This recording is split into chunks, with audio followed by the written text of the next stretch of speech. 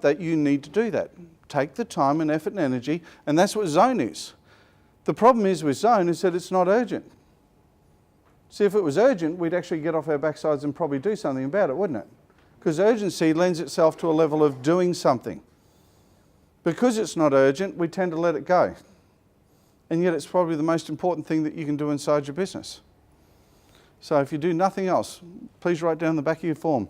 Must sit down and write a strategic business plan, an operational business plan of who is going to do what, by when, next year.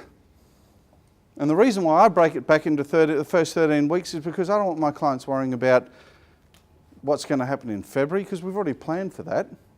When they come back in the first of, well, actually week one is the 4th of January? We just went through this. When they come back into their business on the 4th of January, what are you focused on? The week of the 4th of January. That's it. How much easier is it to break things down to bite-sized pieces and eat them that way, rather than stuff your mouth full and hope like hell you don't choke? So, let's have a talk about some money stuff. The good news is we've got some really good financial minds here in the room, but it's poor financial management that usually sends most businesses down the twist. Most of us, actually I shouldn't say that, I'll ask a better question. Who here loved maths when they were at school?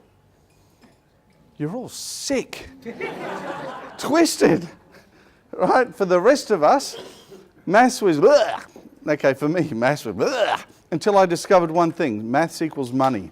When I knew my numbers, I could do something about it. Because numbers are very hard to play with. You can manipulate them, but they use 1 + 1 usually equals 2. True? Yeah? Unless we're doing our tax returns, and then we'll see what happens. But that's why we have good accountants and bookkeepers to look after us. It's understanding those financial principles. And I must admit, over the last 16 years, I've been absolutely amazed at the amount of people that struggle to understand the difference between a markup and a margin. Understand what a cash gap might be. Now, if you don't understand these terms, it's okay, because you're about 90% of the people I've bumped into over all these years. Don't understand what a profit and loss actually is, how to read it, what a balance sheet is, and understand how that indicates the health of their business. The good news is, did I not first of all indicate all the financial planners, accountants and bookkeepers in the room? Because who's the best people to go and talk to? The people who help you manage your numbers. So when you go in there after today, you're going to say, excuse me, but I really would like to know how to read my profit and loss a little bit better, please. And what can they do? Tell us. Yeah, tell you. Right? Because if you get good financial literacy, I'm not saying try and pretend to be a quasi-accountant. These guys and girls spend enormous amount of time and effort being experts. So don't try and be the expert yourself. Leverage off the experts that are around you. So, this was the stimulus for me getting into what I do now, which is all about small business owners, family businesses. Because who here is in a small family business? When I say that, less than 20 full-time employees? Yep, the bulk of us. Now, if you talk to the Australian government, a small business, according to them, is under $100 million turnover. Right, we all know that's a joke, right? But that's because our politicians may or may not be out of touch. We all understand that a family business is there. Now, the really sad thing is every time a family business fails, what happens? Or fails to achieve what it should have achieved. Who does it impact on? Family. For anybody who knows me knows the answer to this one. What's more important than family? Nothing. Nothing's more important than family. So if we've now got something that you can spend, what is it? How much is it, guys, to register a business name now? $85? Yeah? I can go online and I can register a business for $85 that can help me break up my marriage, lose my kids, lose touch with everyone else, help me lose my home and the car that I drove back to that home in for $85. There's no rigour involved, is there? All you need to do is be able to use 2 fingers to type in a keyboard and type in your credit card details. If I need to be able to drive a car, and I've got my lovely daughter up the back going through the same thing with the learners, How long does it take you to go through your learners and then your provisional before you're actually allowed to go out there by yourself and really learn how to drive a car? Why? Because you need to learn, because you could wipe someone else out, kill yourself or someone else. And yet, could a business do no less damage in any real respect? This is why I'm so pleased to see so many people this close to Christmas who could be here to improve their business. If we don't, I've highlighted there in yellow, collect, track, save and spend or invest your money wisely, that's when you're going to get into trouble. Now I'm going to ask the bookkeepers and accountants in the room to stick your hand up. How many times have you seen a client who's got some cash in the bank that's not theirs suddenly end up with a new TV? Right. Right. So what they've done is they don't understand what that money is. It's not even theirs. It could be the ATOs, it could be their suppliers, it could be somebody else's money, but they got money in the bank. Why? Because they didn't understand the difference. Let me ask another question. I'll ask the same thing. How many times have you had a client come to you and say, business is booming, but I haven't got any money in the bank? All right, you can put your hands down. How many other people have had that problem? Oh, come on, there's more than that, because I put my hand up too. Thank you, Les. He's put both his hands up. Right, so if you know how to collect, track, save and invest your money wisely, what can you do inside your business? You can manage it better. So let's talk about some numbers and the budgeting and reporting that we can cover. This here is a simple diagram which shows the difference of what we call a cash gap. Now, a cash gap, very simply explained, is the time difference between when you have to pay somebody and when you get paid. Yeah?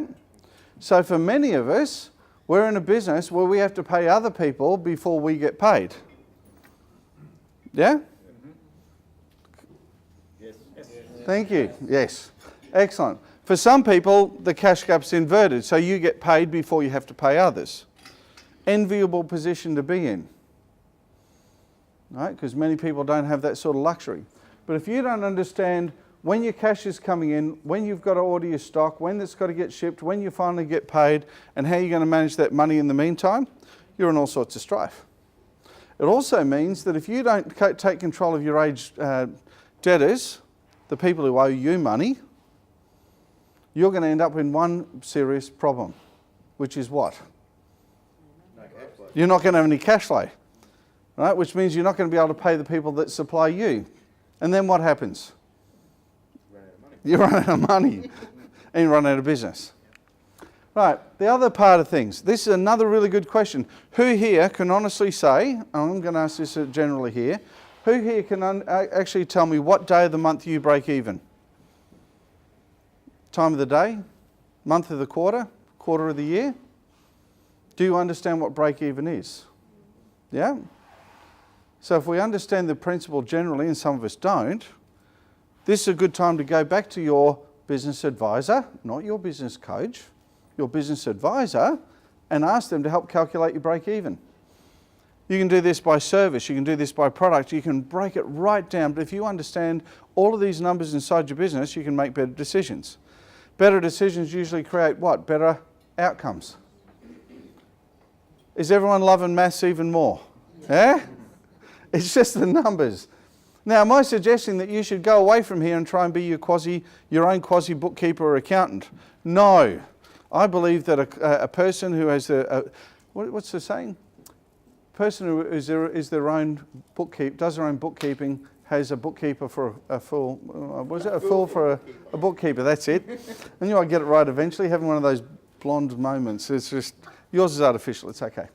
So we just look at it here, and you've got to understand what those numbers are as they pertain to you. Because is it fair to say that in this room of about 100 people, everybody has a slightly different business? Even if you're in the same industry, you're going to have different structures, aren't you?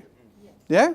Some of us are going to be sole traders, some of us are going to be companies, some of us are going to be under a trust, some of us are going to be all sorts of weird and wonderful different configurations that you don't need to understand as long as the people who are managing your finances do, and you understand enough to ask them good questions.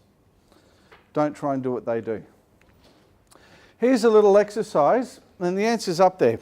I really, really despise discounting. And I'm looking at someone right now. I really hate discounting. Let me show you why. This was a little matrix that someone gave me about 10 years ago. If you've got a 30% margin, I'll just explain it to you because the important numbers are there in red. If you've got a 30% margin and you discount by just 10%, you need to do 50% more in sales to bank the same amount of profit dollars. All right, do you want me to repeat that? So I've got to work 50% harder just to bank the same amount of money. Now, is that smart business or stupid business? Now, your margins are going to be different and discounts are going to be different, but the matrix is up there. And this is something we cover in our Business Essentials series, and it always seems to blow me away. 50% more work. Crazy. On the upside, let's have a look at it on the other side. If you've got a 30% margin and you increase your prices by 10%, I'm not suggesting you all run out and do this immediately, but you would have to lose 25% of your customers before you banked less money. Wow. Right? That to me just knocked me off my seat. So if I have a 30% margin, I increase my prices by 10%, I'd have to lose a quarter of my customers. Let me ask you a question. You don't have to answer it out loud, but who here has customers that they'd love to get rid of, that they'd love to introduce to other people? Right. Usually your pain in the neck competitor. One of the great things about this is exactly a good way to do it, because they're usually the ones who are always coming back asking you for a discount. Always asking you for special terms, never paying their invoices on time, again and again and again and again. True or true? True. Because they don't value you, they don't value themselves, they don't manage their own business properly, so they expect you to be an interest-free bank account, don't they? Yeah? Because that's effectively what they're doing if they go beyond your payment terms. Or they're asking you to help them add more bottom line to their margin to their bottom line by giving them a discount. That's effectively what they're doing. True? So I want you to think about that. What are some of the implications that you have? Again, this is general advice. I'm starting to sound like a financial planner now. This is general advice only. You must go and seek specific advice, blah, blah, blah, blah, blah, blah. But I want to show you this as a concept. Right. Next thing, who knows what that is? And I don't want any accountants or bookkeepers to answer that question, please. Anyone? Yeah, I know, the title's right there. Right. But do you actually know what it means? Now, software's gone ahead and ahead and ahead and ahead in everything that we can do. I mean, who uses Xero? I use Xero at the moment. I love it. Recommend a lot of my clients you move on to Xero. Purely and simply because it's so simple and it produces really powerful, easy reports on the fly. True? True. Yeah, that's just one of the reasons why I like it. But if you don't know how to read that report, how useful is that report? The paper you printed on, I've got to tell you, is really scratchy. Okay, so it's not even useful for that. But if you don't understand what that is, go and have a talk to the people who can help you. Because when you understand those things, you'll get a long way up. We talked about the challenges around discount. A lot of times I hear things like, oh, but in my industry, yeah, none of us exchange goods or services for money in a profitable manner, right? But in my industry, it's special. A unique selling point and a guarantee is going to help you to eliminate a lot of that price problem. What makes you unique? Is there anybody here, I should ask a better question, who's actually in a business that has no competition? Hello, Andrew. Anybody here got no competition?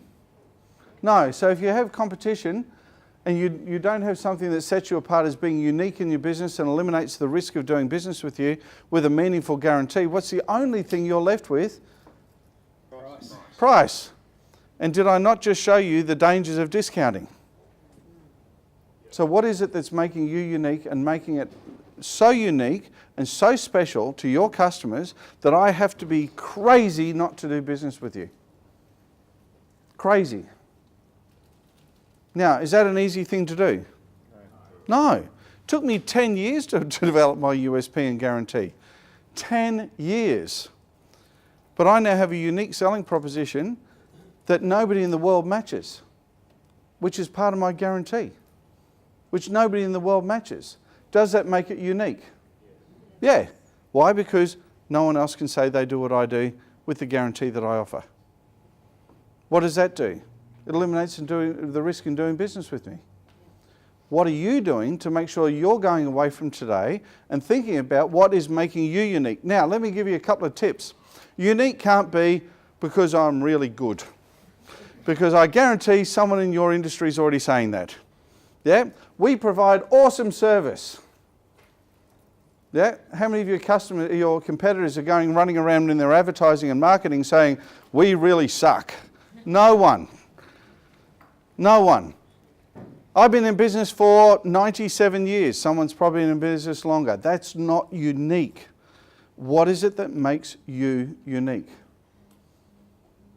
And how do you guarantee it so that people beat a path to your door? It's a big question. Not an easy question. True, Mr. Budd? Absolutely. Another man who knows how to do it extremely well.